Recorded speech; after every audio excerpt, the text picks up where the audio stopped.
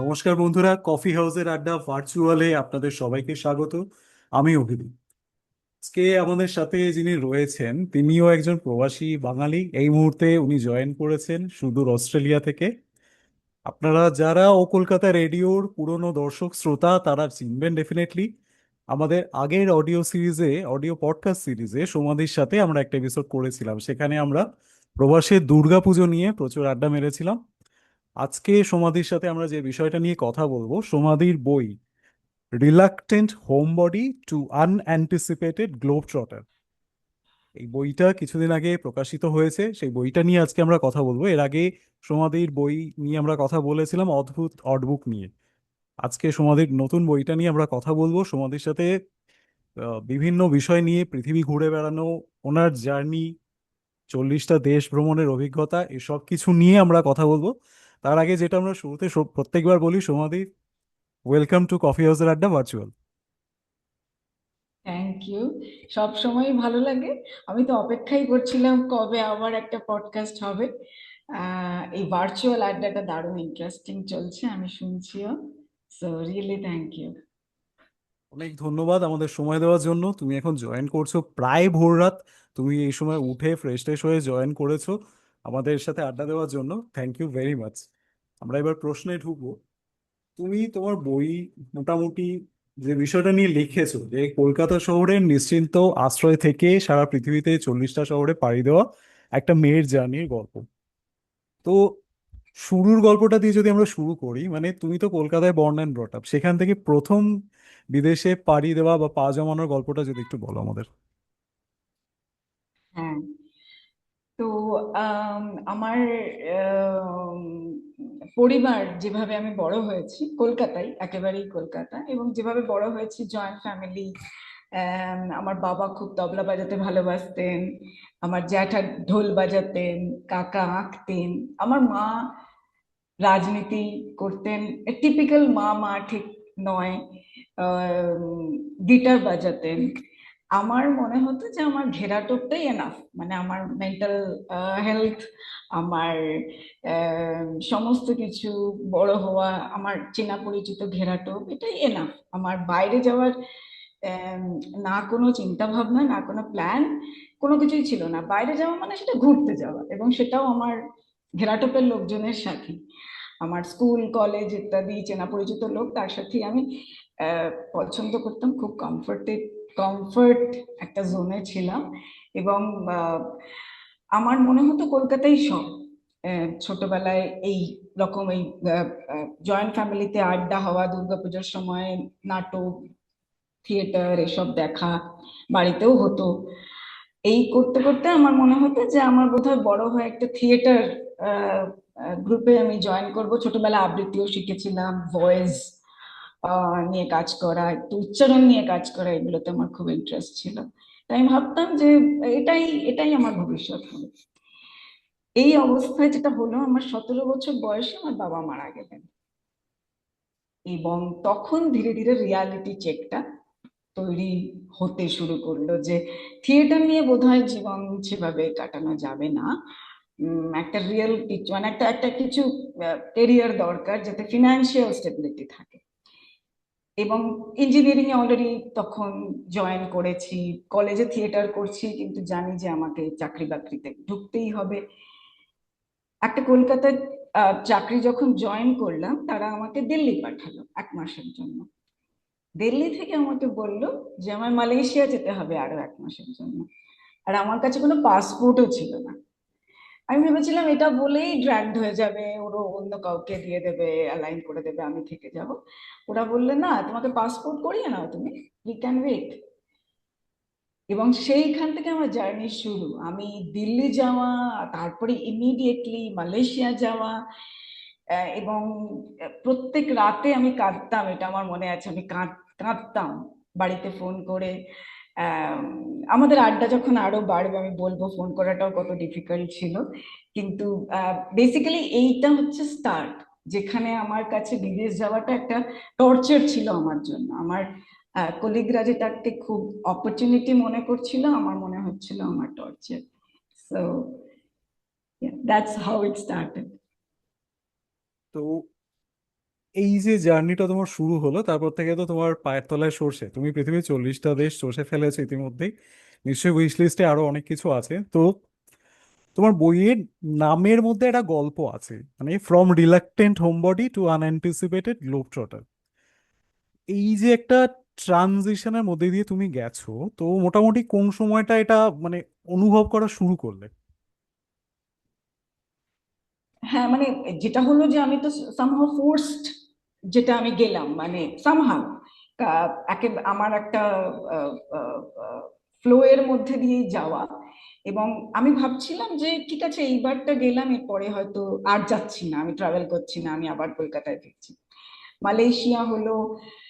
Malaysia থেকে আসার পর আমার মনে আছে 2-3 মাস আমি কলকাতায় ছিলাম, তারপরে আবার আমাকে ফিলিপিন্সের জন্য যেতে হলো। এবং মালয়েশিয়া ছিল একটা ট্রেনিং, সেটার মধ্যে আমার সবাই মিলে আম, একটা কিছুটা আড্ডা, কিছুটা মজা, সবাই মিলে ছিল। একটু একটু ডিস্টার্বড ছিলাম, কিন্তু ইট ওয়াজ আ মিক্সড ফিলিং।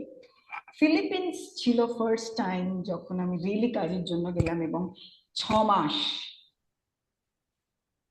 এইবার আমি রিয়ালিটিটা আরো ভালোভাবে বুঝলাম। আমি মানে হোম সিকনেস কাকে বলে সেটা বুঝলাম, যে জন্য আমার বইটার নামও হোমবাডি আমি রেখেছি।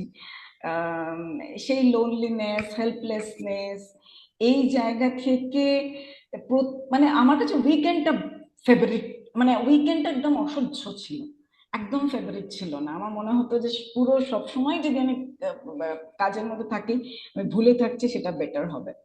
তো মানুষের যেটা হয়, কেরিয়ারের ফার্স্টের দিকে প্রফেশনাল স্ট্রাগল থাকে।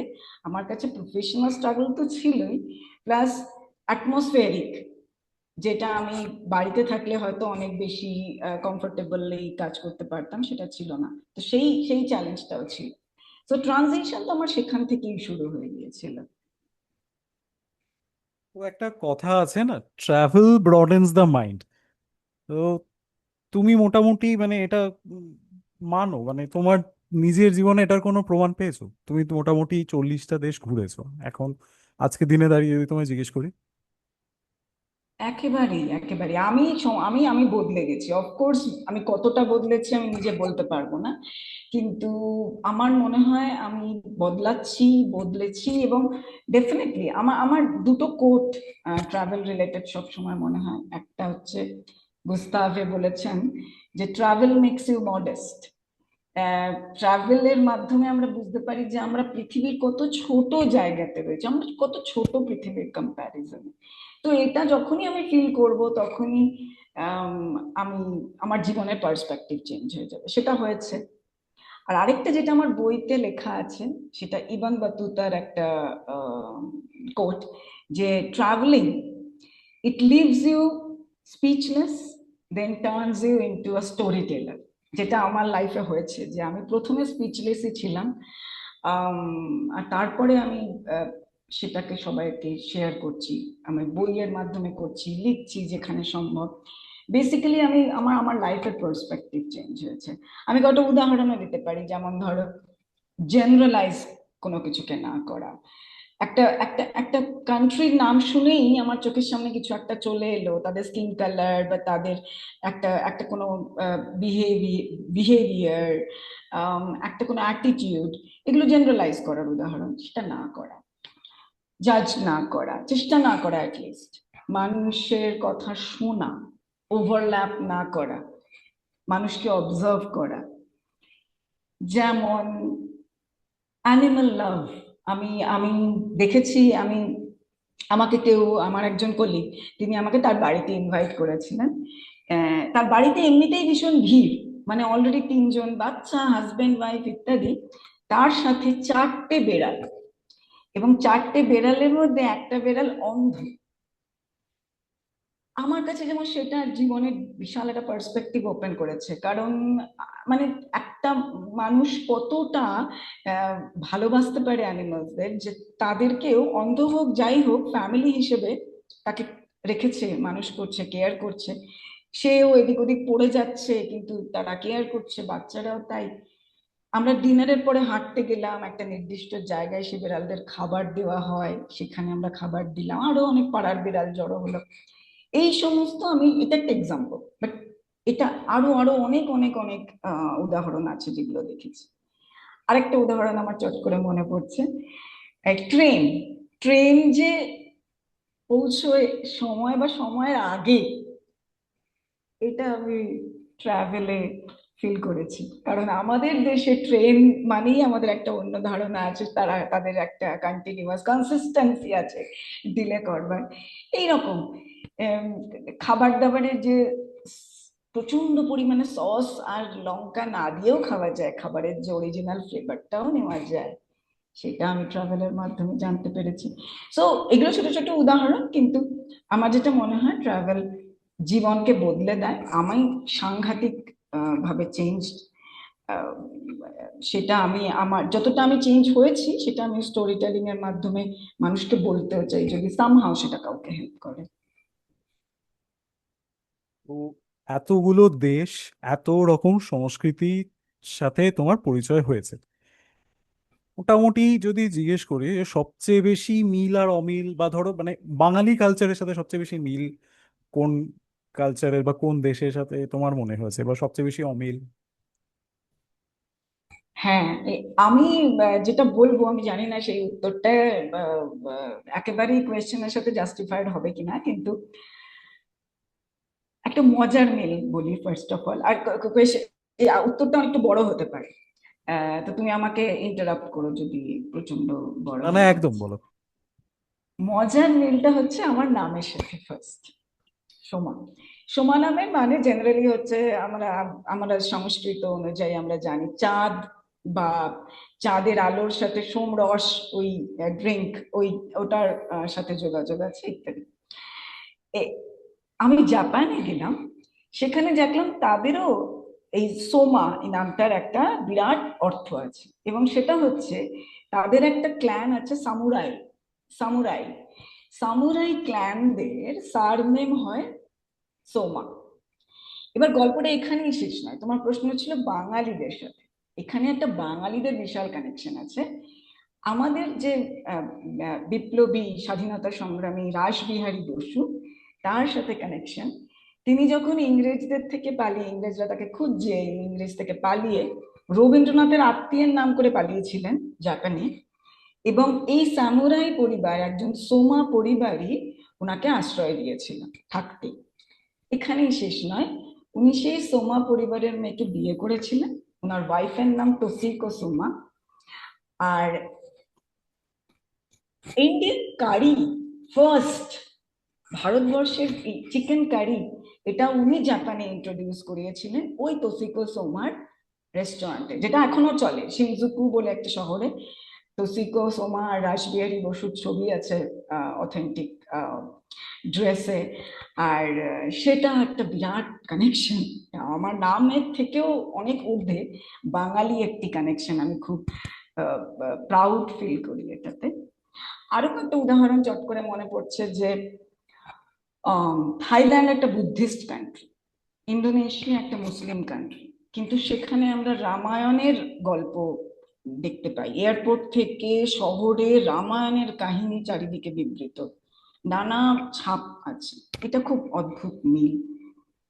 টার্কি, ইস্তানবুলে আমরা, আমি আমি অনেক শব্দের মিল আছে, সাবুন, সাবান, বাজার, এই কথাগুলো তারা ব্যবহার করে কারণ ওই অ্যারাবিক কানেকশন ইত্যাদি। তো এই অনেক কিছু, ইনফ্যাক্ট আমি আমি আমার জীবনে প্রথম আমি দেখলাম মশলার বাজার, যেটা টার্কিতে আছে। বাংলার পরে আমি ভারতবর্ষে দেখেছি, বাংলায় দেখেছি মশলা, এত মশলা আর কোনো দেশে দেখিনি, টার্কিতে গিয়ে দেখেছি। তো এইসব মিল আছে। আর অমিল প্রচুর আছে। অমিল, আমি যেটা দিয়ে ভাবছি যে আহ, আমাদের দেশে একটা খুব অদ্ভুত ধারণা আছে যে আমাদের যদি একটু টাকা পয়সা হয়ে যায়, এটা একটা স্টেটাস সিম্বলের উদাহরণ হয়ে যায়। গাড়ি, তারা গাড়ি ছাড়া ছাড়া চলে না। কিন্তু বড় বড় দেশে, সেটা নিউ ইয়র্ক হতে পারে, লন্ডন হতে পারে, মেলবোর্ন, সিডনি হতে পারে, টাকা পয়সার সাথে পাবলিক ট্রান্সপোর্ট ইউজ করার কোনো কানেকশন নেই। পাবলিক ট্রান্সপোর্ট ইউজ করাটাই একটা নিয়ম, কারণ গাড়িতে চলা, ট্রাফিক তৈরি করা, প্রপার ইউটিলাইজেশন না হওয়া, এনভায়রনমেন্টাল যে জিনিসগুলো আমাদের মাথায় থাকে সেইগুলোও আছে। সেটা আমাদের দেশে মেনটেন হয় না। আমাদের দেশে মনে করা হয় যে একটা লেভেলের পরে পাবলিক ট্রান্সপোর্ট ব্যবহার করাই উচিত নয়। আম, সেটা উচিত হয় না, কিন্তু লন্ডন, নিউ ইয়র্কে, ইনফ্যাক্ট সিডনিতে প্রত্যেকে কিন্তু পাবলিক ট্রান্সপোর্ট ব্যবহার করে। এগুলো এগুলো বিরাট অমিল, মানে এটা একটা ওয়ান অফ দ্য এক্সাম্পল। কিন্তু আমি দেখতে পাই যে বিদেশে যে কিন্তু খুব স্বাভাবিক এই ঘটনাগুলো। যেমন ধরো, প্রচুর পরিমাণে আহ, রান্নাঘরে সময় না কাটানো, এটাও একটা উদাহরণ। আমাদের দেশে সেটা করা হয়, যদিও সেটা আমি ব্যক্তিগতভাবে পছন্দ করি, কারণ যে যে জিনিসটা প্রডিউসড হয়ে আসে সেটা আমাদের জন্য খুব পছন্দের, কিন্তু তবু বাইরের দেশে আমাদের বাঙালি সংস্কৃতির মধ্যে একটু অমিল থাকে। তোমাকে সবচেয়ে বেশি অবাক করেছে এরকম কোনো জিনিস, মানে ধরো একজন ভারতীয় হিসেবে অন্য কোনো দেশে কোনো কালচারাল কোনো কিছু তোমার সবচেয়ে বেশি অবাক করেছে? বাইরের কালচার বাংলায় না তুমি উম, না, তুমি কোনটা যে বলছো? দেশগুলোতে গেছো সেই দেশগুলোতে হুম। মানে মোটামুটি সবচেয়ে বেশি মানে অবাক করেছে এরকম কিছু বলতে চাও, মানে যেটাতে তুমি সবচেয়ে বিস্মিত হয়েছো অমিলের দিক থেকে দেখতে গেলে বা কোনো দিক থেকে?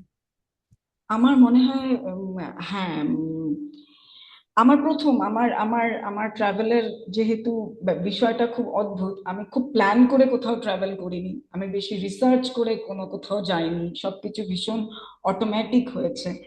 আমি নানা দেশে গেছি, কোনোটা আমার নিজের প্ল্যানে নয়।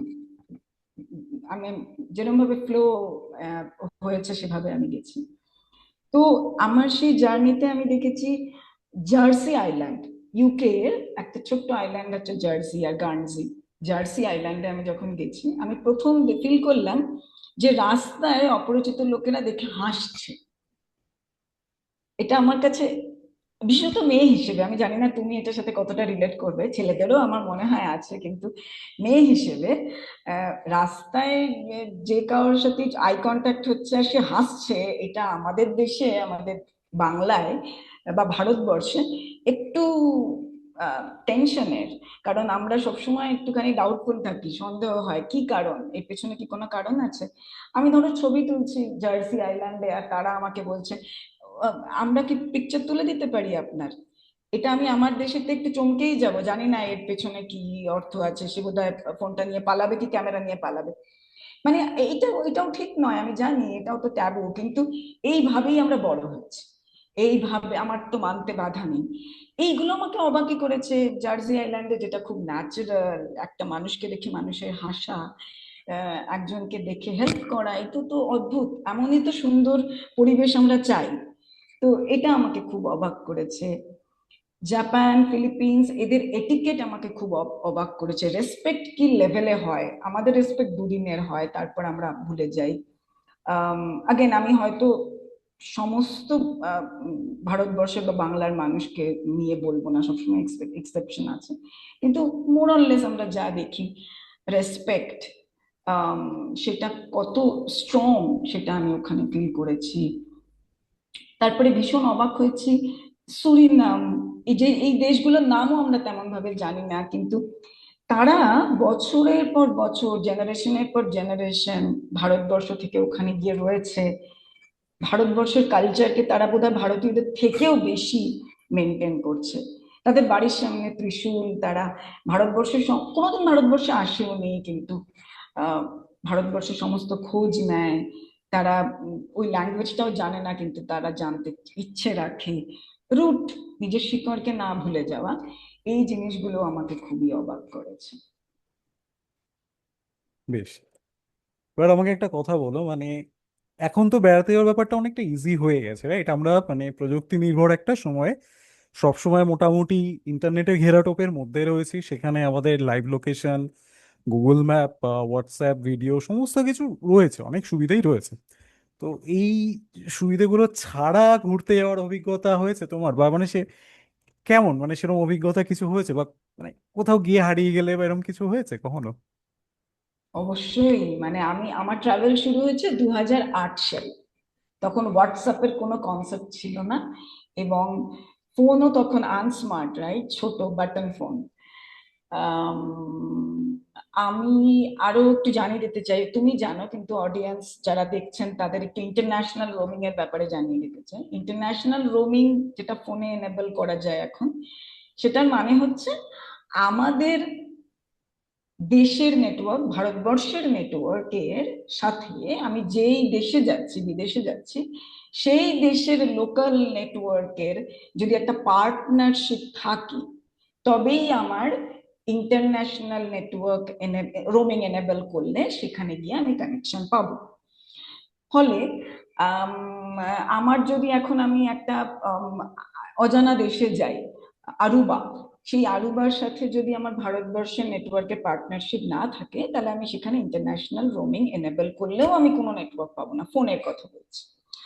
আমি 2008 সাল থেকে প্রথম ট্রাভেল করেছি, এবং তখন হোয়াটসঅ্যাপের কোনো কোয়েশ্চেনই ছিল না। ইন্টারন্যাশনাল রোমিং এনেবল করা যেত নিশ্চয়ই। প্রথমত সেটা ভীষণ এক্সপেন্সিভ ছিল, এবং আমি যে যে দেশে গিয়েছি সেই সেই দেশগুলো যেমন গ্রিনল্যান্ড, সেই সমস্ত দেশে পার্টনারশিপও ছিল না। মানে আমি ইন্টারন্যাশনাল রোমিং এনেবল করতে পারি, কিন্তু ওখানে গিয়ে আমাদের ফোনের নেটওয়ার্ক কাজ করছে না, কারণ ভারতবর্ষের নেটওয়ার্কের সাথে কোনো পার্টনারশিপ নেই। ফলে একমাত্র অপশন হচ্ছে কল করার বা কিছু, সেটা হচ্ছে যদি কোথাও ইন্টারনেট পাই, গুগল, বা তখন ছিল এমএসএন মেসেঞ্জার বা স্কাইপ, এইসব কনসেপ্ট ছিল। আর ইন্টারনেট অ্যাক্সেসও এরকম ছিল না এত হাতে পায়ে আমাদের মতো, এখনকার মতো। ফলে হয় হোটেলে গিয়ে আমাকে কানেক্ট করতে হবে, বা অফিসে গিয়ে। আমার মনে আছে কিছু কিছু হোটেলে ফোন করা তো দূরের কথা, শুধু গুগল পেজটা ওপেন করতেই লাগছে 5 মিনিট, এতটাই স্লো। সো আমি সেই সময় ট্রাভেল করছি যখন আমার বাড়িতে কথাই হতো বোধহয় সপ্তাহে একদিন, তাও হয়তো 30 মিনিট।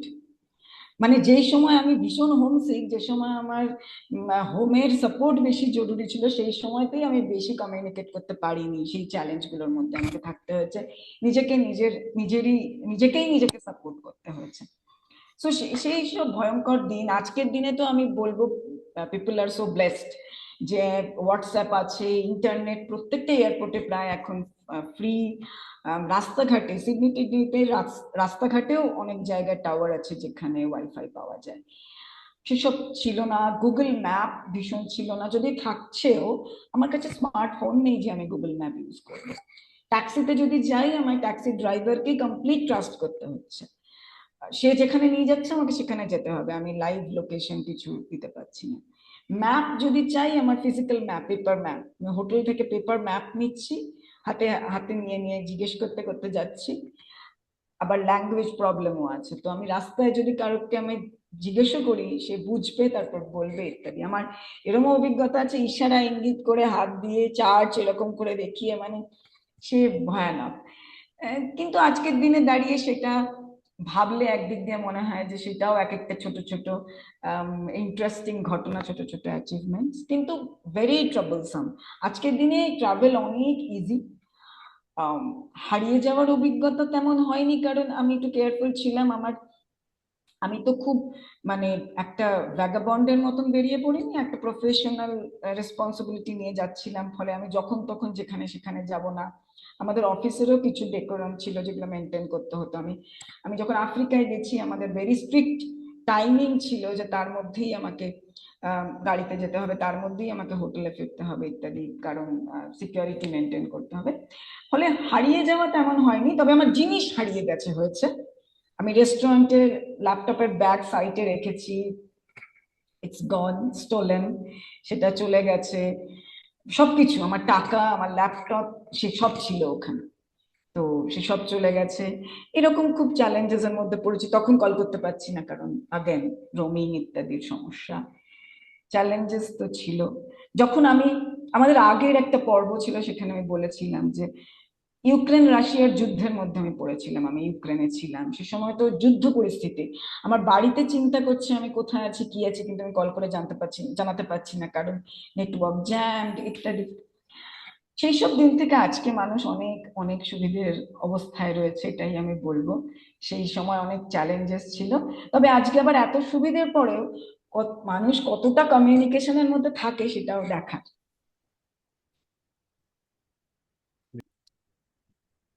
তুমি তোমার বইতে লিখেছো যে বাংলা সংস্কৃতি একসময় সারা পৃথিবীকে প্রভাবিত করেছে। তো এই ব্যাপারটা নিয়ে তোমার পার্সোনাল অভিজ্ঞতা কিছু বলবে? যেমন তুমি অলরেডি রাসবিহারীদের ব্যাপারটা বললে, definitely Rashbehari Bose, very sorry, Rashbehari বসুর ব্যাপারটা বললে। তো এছাড়া আর কিছু অভিজ্ঞতা বা তোমার মানে ব্যক্তিগত অভিজ্ঞতা কিছু? হ্যাঁ, রাসবিহারী বসু একটি বিরাট ইনসিডেন্ট। এটা ছাড়া আমি বাকি যে বিখ্যাত ব্যক্তিরা আছে তাদের নিয়ে আর আলাদা করে বলবো না, কারণ আম, টেগোর, রবীন্দ্রনাথ ঠাকুর, আমার কলিগদের মধ্যেই অনেকে ওনার বই পড়েছেন। আম, তারা আহ, আমি যখন ইন্ট্রোডিউস করেছি নিজেকে, তারা বলেছেন তুমি টেগোরের কান্ট্রি থেকে। এই এই জিনিসগুলো আমার অনেক ঘটেছে। আহ, আহ, স্বামী বিবেকানন্দকে নিয়ে বেশ কিছু লোক বলেছেন। আহ, সম্ভবত তারা কখনো শিকাগোতে গেছেন, ওই ওই একটা কানেকশনে। কারণ খুব একটা আমি তেমন লোকদের, মানে রিলিজিয়াস লোকেদের সাথে কমিউনিকেট করিনি। হয়তো তারা ওই স্ট্রিটটার নাম দেখেছেন, একজন ইন্ডিয়ান বেঙ্গলি, এরকম একটা কানেকশন ভেবে তারা বলেছেন। একটা ইন্টারেস্টিং জিনিস যেটা হয়েছিল সেই ফিলিপিন্স আবার, আমার যখন আমি শুরুতে ভীষণ হোমসিক ফিল করছি একদম ট্রাভেলের ইনিশিয়াল ডেজে, তখন আমার মনে আছে ফিলিপিনো কলিগরা, স্পেশালি মেয়েরা, আমাকে ঘিরে বলল, আহ, তুমি কি কোথা থেকে ইত্যাদি প্রশ্ন করেছে। আমি বললাম বেঙ্গল। অনেকেই জানে না ক্যালকাটা ইত্যাদি, কারণ অনেকদিন আগেই রাজধানী চলে গেছে দিল্লিতে, দিল্লি মুম্বাই অনেক বেশি পপুলার। আমি ওদের একটু এক্সপ্লেন করছিলাম। তো তারপরে তারা হঠাৎ করে বলে উঠলো, আচ্ছা তুমি কি সুস্মিতা সেনের কান্ট্রি থেকে, সুস্মিতা সেনের জায়গা থেকে, কমিউনিটি থেকে? আমি খুব অবাক হলাম, সুস্মিতা সেন মানে, এটা একটু আনইউজুয়াল। টেগোর, বিবেকানন্দ এগুলো অনেক বেশি এক্সপেক্টেড। এটার কারণ এটা যে সুস্মিতা সেনের যে ফিনালে হয়েছিল, যে কন্টেস্টটা হয়েছিল, ওটা ফিলিপিন্সে হয়েছিল। এবং মেয়েরা হাইলি ফ্যাসিনেটেড ছিল, মোটিভেটেড ছিল, তারা খুব সুস্মিতা সেনকে নিয়ে এক্সাইটেড ছিল। তো সেটাও একটা খুব ছোট্ট কিন্তু ইন্টারেস্টিং, অফ কোর্স আমার খুব প্রাউড ফিল হয়েছিল সে সময়। তুমি মোটামুটি লাস্ট 1 বছর বা তার বেশি সময় ধরে আপাতত তুমি অস্ট্রেলিয়াতে থিতো। তো হুম অস্ট্রেলিয়ার কোনো মেমোরেবল ঘটনা আমাদের সাথে শেয়ার করতে চাও? যেরকম মানে কিছু উল্লেখযোগ্য জিনিস আমাদের যেটা তুমি ফেস করেছো। হুম হুম। রাইট। অস্ট্রেলিয়া এমনিতে তো ভীষণ সুন্দর জায়গা। বাকি আমার মনে হয় সারা পৃথিবীর মধ্যে অস্ট্রেলিয়া এমন একটা জায়গা যা ন্যাচারাল জিনিসগুলো নিয়ে অনন্য। এটা এটা এমনি অস্ট্রেলিয়ার একটা স্পেশাল ব্যাপার। যখনই যাচ্ছি তখনই একটা মেমোরেবল ইনসিডেন্টের মধ্যে দিয়ে যাচ্ছি। তবে রিসেন্টলি একটা ঘটনা ঘটেছে, এটা যদিও একটু আনফরচুনেট। সেটা হচ্ছে সিডনির বন্ডাই বিচের যে শুটিং ইনসিডেন্টটা ঘটেছে। ঘটনাচক্রে আমি বন্ডাই বিচে গেছি ওই ইনসিডেন্টের আগে এবং পরে। ইনসিডেন্টের আগে তখন আম, আহ, এপ্রিল মে মাসে, তখন উইন্টার, ফলে বেশি লোক ছিল না। ফাঁকা ফাঁকা অপূর্ব সুন্দর বিচটা আমি রীতিমতো ভালোবেসে ফেলেছিলাম।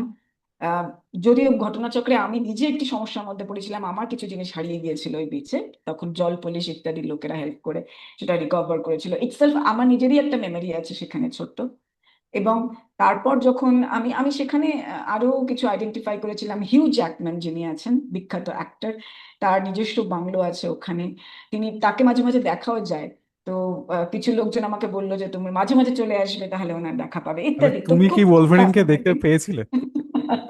না, খুব চেষ্টা করেছিলাম কিন্তু দেখতে পাইনি। আম, এবং তারপর যখন আমি ভাবলাম সামারে আবার যাব, তার আগেই ডিসেম্বরে এরকম একটা শুটিং ইনসিডেন্ট হলো। অনেকেই যারা শুনবেন এই পডকাস্ট তারা জানেন। এটা একটা আনফরচুনেট ইনসিডেন্ট, যেটা জুইশ কমিউনিটির ওপর টার্গেটেড হলো। আম, আমি আবার জানুয়ারি মাসে গেছিলাম। আম, লোক আবার সেখানে গ্যাদার করা শুরু করেছে, কোনো অসুবিধা নেই। সামার টাইম, ভিড় প্রচন্ড। কিন্তু ওই জায়গা যেখানে ইনসিডেন্টটা হয়েছে সেই সব জায়গাগুলোকে একটু মেমোরেবল করা হয়েছে। কিছু চিহ্নিত চিহ্ন ওখানে আহ, লাগানো হয়েছে, যাতে মানুষ বুঝতে পারেন, তাদেরকে স্মরণ করতে পারেন। আমার এই পুরো ঘটনাটা নিয়ে একটাই বক্তব্য, যে আম, প্রথম কথা আমরা এই রিল ইত্যাদির চক্করে কিছু তুমি দেখেছো কিনা জানি না, আমার চোখে পড়েছে অ্যালগোরিদমের চক্করে হোক, আমি ওই পুরো ইনসিডেন্টটা কেউ জানলা থেকে কেউ বাইরে থেকে যারা যা ক্যাপচার করেছিল ওগুলো এসে গেছে ফিডে, না দেখতে চাইলেও দেখে ফেলেছি। আম, একদিকে যেমন আমরা দেখছি কমন ম্যান অ্যাটাক্ট হলো কোনো দেশকে, যেটা আমি বললাম যে ট্রাভেল আমাকে শিখিয়েছে জেনারেলাইজ না করা কোনো দেশের মাধ্যমে সাধারণ মানুষকে জেনারেলাইজ না করা, আমরা দেখলাম সেটাই ঘটলো, সাধারণ মানুষ ভিক্টিমাইজড হলো। আবার আরেক দিকে এটার একটা খুব পজিটিভ জিনিস দেখলাম, একজন সাধারণ মানুষই কিন্তু অ্যাটাক করলো অ্যাটাকারকে, পুলিশকে হেল্প করলো এবং ধরতে সাহায্য করলো। তো আমার মনে হয় এই ইনসিডেন্টে দুটো জিনিস দেখায়, এক হচ্ছে একটা আনফর্চুনেট, একটা ফর্চুনেট।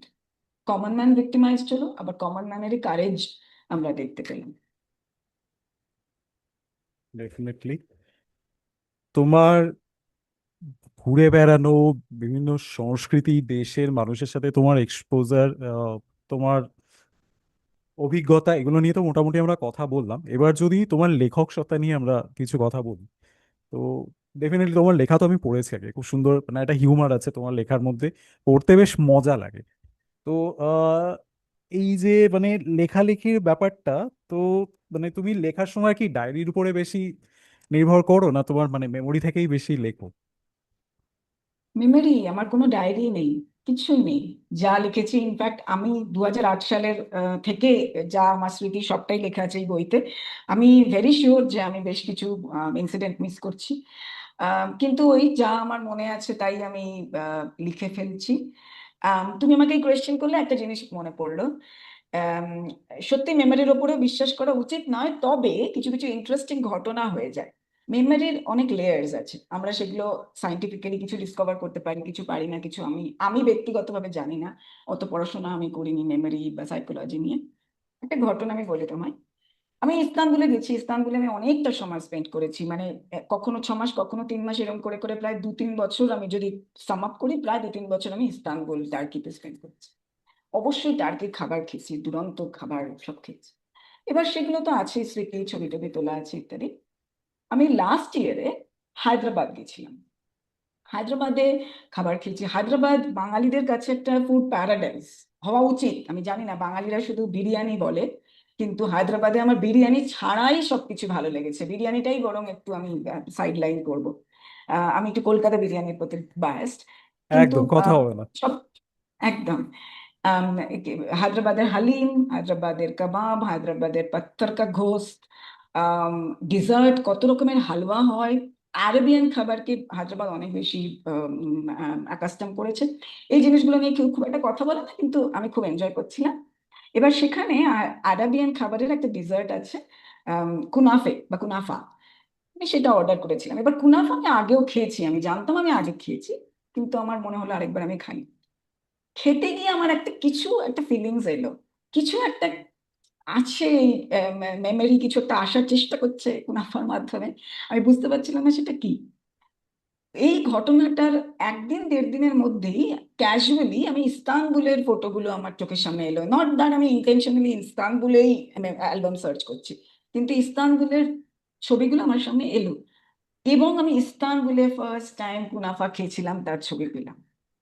তো আমি জানি না এটা কাকতালীয় হতে পারে, যাই হতে পারে আমাদের, কিন্তু আমার মনে হয় মেমোরির যে লেয়ার্স আছে, কোনো একটা খাবার বা কোনো একটা গন্ধ আমাদের মনে হয় সেই মেমোরির লেয়ার্স গুলোর সাথে কানেক্ট করে, ওপেন করে দেয়, কিছু একটা আছে। সো এই ঘটনা যেমন মিস হয়েছে আমার এই গল্পের বইতে, এটা আমি রিসেন্টলি রিয়েলাইজ করেছি, খাবারের মাধ্যমে কানেকশন হয়েছে।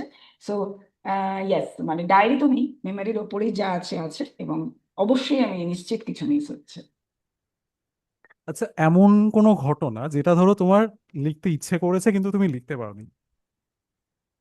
এই এই কুনাফার ঘটনা যেমন আমি আমার মনে ছিল না, আজ যেমন এটা বেরিয়ে এসেছে, এরকম ঘটনা যদি কিছু লেখার থাকে। আদারওয়াইজ যা আমার মনে এসেছে আমি লিখেছি, আর যা আমার মনে আছে অথচ লিখিনি সেটার মানে আমি লিখতে চাইছি না, সেটাই। কিন্তু আদারওয়াইজ এই এই এই যে কাকতালীয় ঘটনা ছাড়া মোরলেস লেখা হয়ে গেছে। তবে যা শিখছি, যেমন ইবান বাতুতা বলেছেন, স্টোরি টেলার হয়ে যদি কিছু বলতে পারি, তাতে যদি মানুষের কিছু সুবিধা হয়, ইনফরমেশন দিতে পারি, সেগুলো আমার লেখার ইচ্ছে থাকবে always। না, একদিকে ভালো, কারণ তাহলে পরের পার্টটাও আবার আসবে তোমার লেখা, যেগুলো কিছু জিনিস ভুলে যাওয়াটা ভালো, সেগুলো পরের পার্টে চলে আসবে ডেফিনেটলি। ঠিক। 40টা দেশ ঘোরার পরে মানে আহ, নিজের বাড়ি বলতে কি মনে হয় তোমার? হ্যাঁ, নিজের বাড়ি, নিজের বাড়ি, নিজের বাড়ি, মানে এখানে কোনো আর কিছু নেই। আমি আমাকে তোমার সাথে আমি ব্যক্তিগতভাবে অনেক অনেক আমরা গল্প করেছি, অনেকটা আমরা জানি একে অপরকে। তুমি জানো যে আমি কোথাও কোনো দেশে সেটেল করছি না, আজ অব্দি নয়, কোনো দেশের সিটিজেনশিপ নিচ্ছি না। এটার একটাই কারণ, কারণ কলকাতা আহ, থেকে ছাড়া আমি থাকতে পারবো না। প্রতি দুর্গাপুজো চেষ্টা করবো কলকাতা আসার, না আসলেও আমি জানি আমি যাব ওখানে। ইনফ্যাক্ট আমিও বলতে আমার যাচ্ছিলাম তুমি নিয়ম করে দুর্গাপুজোয় আসো। অ্যাবসলিউটলি। সো আমার ইচ্ছেও আছে যে আমি আমার জীবনের শেষ দিন ডেফিনেটলি কলকাতাতেই কাটবে ইত্যাদি। আমি কলকাতার বাইরে কোথাও সেটেল করবো এটা আমি ভাবতেই পারি। So that's Kolkata for me. কখনো হোমসিক ফিল করো? প্রচন্ড, প্রচন্ড ফিল করি হোমসিক আমি এখনো। তবে এখন যেটা হয়েছে যে আমি বাইরের কালচারের সাথে এত বেশি জুড়েছি, আমার ভালো লাগে মানুষকে অবজার্ভ করতে, আরো আরো কালচার। এখন আমি যদি শুধুই কলকাতায় থাকতে চাই, সেটা বোধহয় পারবো না। আমার মনে হবে মাঝে মাঝে আমি একটু এদিক ওদিক যাই। মানে কমপ্লিট ট্রান্সফরমেশন হয়ে গেছে আমার এখন। যেটা আগে আমি বাইরে গিয়ে কাঁদতাম, এখন আমি বোধহয় কন্টিনিউয়াস একটা জায়গায় থাকলে একটু কাঁদো কাঁদো কাঁদো ফিলিংস হবে। তবে না, কলকাতা আমার অবশ্যই একটা উম, আহ, যেহেতু আমার নিজের জায়গা, নিজের রুট, আমার ভাষা, আমার প্রথম শব্দ ওখান থেকে বেরোনো, তো সেই ফিলিংসটা সবসময়ই আছে। কলকাতা মনে পড়লেই আমার খাবার মনে পড়ে, দুর্গাপুজো মনে পড়ে, এভরিথিং, মানে কলকাতার স্ট্রিট ফুড মনে পড়ে। আহ, আর যেগুলো আমরা ধীরে ধীরে ধীরে ধীরে আহ, আবিষ্কার করছি, কত কত জিনিস, রিলস অ্যান্ড অল দিস, যেগুলো আমাদের চোখের সামনে পড়ছে, কখনো কখনো ক্যাওটিক কিন্তু কখনো হেল্পফুল। আমরা কত জিনিস আবিষ্কার করছি আমাদের বাংলার, আমাদের কলকাতার, সেইগুলো আমি কলকাতাতে এক্সপ্লোর করতে চাই। এই কথাতে আমি তোমাকে একটা জিনিস বলি, আমি ভেবেছিলাম আমাদের এই আড্ডাতে বলবো। তুমি কি জানো আমি বাংলার মধ্যে সমস্ত পৃথিবীকে দেখতে পাই এখন? কিভাবে? আমাদের বাংলা খুব লাকি যে নানা দেশ থেকে জলপথে নানা কমিউনিটি এসে এসে তাদের সাম্রাজ্য গড়েছিল। যেমন শ্রীরামপুরে ডাচ, চন্দননগরে ফ্রেঞ্চ, ব্যান্ডেলে পর্তুগিজ, ব্রিটিশ আর্কিটেকচার কলকাতায় ভর্তি, বাংলাতেও, কলকাতার বাইরেও ভর্তি। এটা গেল ইউরোপ, মানে প্রায় সমস্ত ইউরোপের বড় বড় রাজ এখানে হয়েছে। এশিয়া, আর্মেনিয়ান কমিউনিটি আমাদের এখানে ছিল। চায়না টাউন একমাত্র বাংলাতেই, সারা ভারতবর্ষের মধ্যে শুধু একটি মাত্র জায়গা, সেটা বাংলাতেই চায়না টাউন, চাইনিজ বসতি ছিল। মিডল ইস্টের জিউস কমিউনিটি বাংলায় ছিল। তো আমি যদি দেখি, শুধুমাত্র আমেরিকার পার্টটা বাদ দিলে বাকি সমস্ত পৃথিবীর কিছু না কিছু আমাদের দেশ, আমাদের আমাদের বাংলায় ছিল, এবং এখনো একটু একটু আছে। তো এটা একটা বিরাট পাওয়া। অনেকেই বলেন এখন তো ধীরে ধীরে চলে যাচ্ছে ইত্যাদি, ধীরে ধীরে সবই চলে যাবে, কিছুই থাকবে না। আমরা এই মুহূর্তে যে কথা বলছি, আমাদেরও একটা একটা এন্ড আছে, আমরাও শেষ অব্দি সারা জীবন আমরা কেউই ইমর্টাল নই। কিন্তু এই যে ছিল বা এই যে আছে, সেটা নিয়ে গর্ববোধ করা বা সেটাকে চারিদিকে আম, বলার জন্য আমি সবসময় এগিয়ে থাকি। ওই জন্য এই পয়েন্টটাকে আমি এখানেও রাখলাম, তোমাদের পডকাস্টের মাধ্যমেও যদি কিছু মানুষ জানতে পারেন, এগুলো নিয়ে আরো বেশি লেখালেখি হোক, আলোচনা হোক, এটা আমার খুব ইচ্ছে। শেষ প্রশ্ন, কলকাতায় এলে প্রথম কোন জিনিসটা করতে ইচ্ছে করে? খাওয়া, উইদাউট এনি ডাউট, কবিরাজি, স্পেসিফিক্যালি কবিরাজি, অসাধারণ। থ্যাংক ইউ সমাধি, আমাদের খুব সুন্দর একটা আড্ডা হলো। তোমার সাথে বসলে একটা জমজমাট আড্ডা হয়, আগের বারও হয়েছিল ডেফিনেটলি। সারা পৃথিবীর বিভিন্ন দেশের পুজো নিয়ে আমরা কথা বলেছিলাম। আজকেও ডেফিনেটলি তোমার বইয়ের অজুহাতে বেসিক্যালি আমরা আড্ডা দিতেই বসেছিলাম। তোমার পার্সপেক্টিভ শুনলাম, তোমার লেখালেখির জার্নি, তোমার ট্রানজিশন, সবকিছু শুনলাম। আবার অনেক কিছু শোনা হলো না, যেগুলো হয়তো নিয়ে আমরা পরে আবার ডেফিনেটলি বসবো। তোমার বইয়ের জন্য অনেক শুভেচ্ছা রইলো। যারা সমাধির বইটা নিয়ে ইন্টারেস্টেড, যারা বইটা পড়তে আগ্রহী, তাদের জন্য বলে রাখি, আমাদের এই ভিডিও ডেসক্রিপশন বক্সে বইয়ের লিংক দেওয়া থাকবে, আপনারা অনলাইনে গিয়ে বইটা সংগ্রহ করতে পারবেন, বইয়ের রিভিউ দেখতে পারবেন। আর সমাধির সাথে আমরা ভবিষ্যতে ডেফিনেটলি আবার বসবো আড্ডা নিয়ে সমাধির সাথে। বা সমাধির কাছে কোনো প্রশ্ন আপনাদের যদি থাকে, আমাদের কমেন্ট বক্সে লিখুন, আমাদের জানান, সেগুলো আমরা ডেফিনেটলি আনসার দেওয়ার চেষ্টা করব। থ্যাংক ইউ সমাধি আমাদের সময় দেওয়ার জন্য। আজকের মতো আড্ডাটা আমরা এখানেই শেষ করছি। আবার দেখা হবে আপনাদের সাথে পরের এপিসোডে। টাটা।